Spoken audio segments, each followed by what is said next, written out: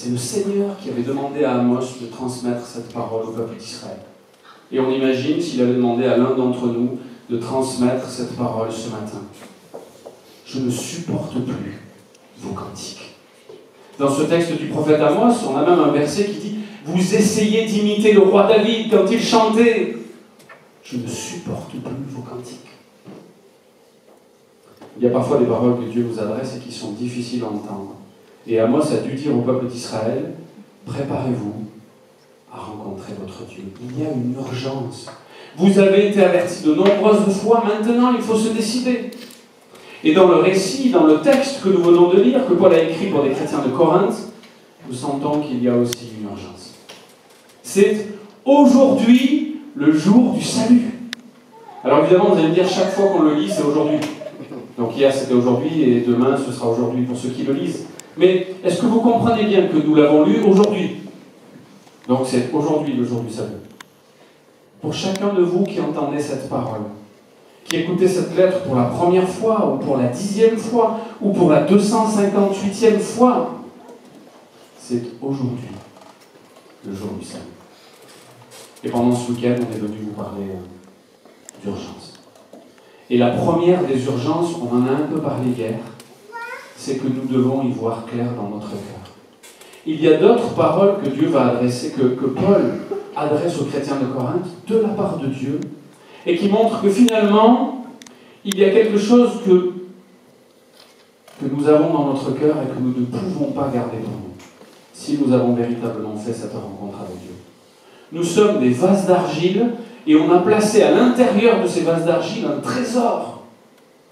Si Dieu a placé son trésor dans les vases d'argile que nous sommes, si nous avons accepté, si nous avons demandé à Dieu de mettre son trésor à l'intérieur de nous, son esprit, son salut, alors nous sommes de nouvelles créatures. Vous l'avez entendu dans les lettres de l'apôtre Paul, dans les mots de l'apôtre Paul.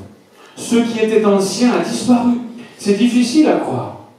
C'est difficile de croire que nous sommes de nouvelles créatures. Quand on se voit, là, quand on se regarde, surtout les jeunes au matin, au réveil ce matin, ceux qui ont dormi par terre, quand on les voit se réveiller après une nuit difficile, imaginez qu'ils sont pour certains de nouvelles créatures. Il y a quelque chose qui n'est pas humain en eux. Il y a quelque chose qui vient de Dieu, une force qui vient de Dieu. Et nous devons tous savoir si nous avons cette force en nous, si nous avons ce trésor en nous. Mais vous l'avez entendu, c'est Dieu qui le dit par la bouche de l'apôtre Paul, même lorsque nous avons ce trésor en nous, même lorsque nous recevons cette force de Dieu, cet esprit, nous restons des vases d'argile. C'est fragile un vase d'argile. Et puis il y a des vases de différentes qualités, de différentes beautés. L'important c'est de savoir si le trésor est en nous. Et la question finalement qui nous est posée, continue à penser à Sophie et la girafe, n'oublie pas, c'est de savoir si le trésor est en nous. Si un jour nous avons demandé à Dieu d'entrer dans notre vie vraiment, pour que nous puissions être de nouvelles créatures, et pour que nous puissions en fait refléter la gloire de Dieu. C'est ce que dit Paul aux Corinthiens aussi. Vous reflétez la gloire de Dieu. Et il le dit à des chrétiens à qui il va faire beaucoup de reproches.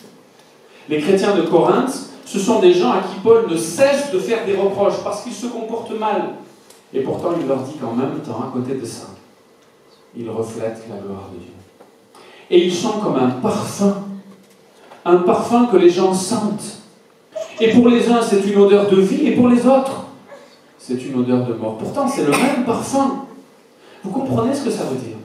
Quand on reçoit l'Esprit de Dieu, quand on demande à Dieu de venir dans notre vie, quand on accueille le trésor de Dieu dans notre vase d'argile, eh bien, on se met à dégager un parfum. Un parfum qui va être agréable pour certains et très agréable pour d'autres, très désagréable pour d'autres. Ce qui explique parfois la réaction de certains vis-à-vis de notre foi, vis-à-vis de notre témoignage. On en a parlé hier. On a parfois peur de parler de Dieu. Parfois, c'est difficile de parler de Dieu en public. Hein, Léa?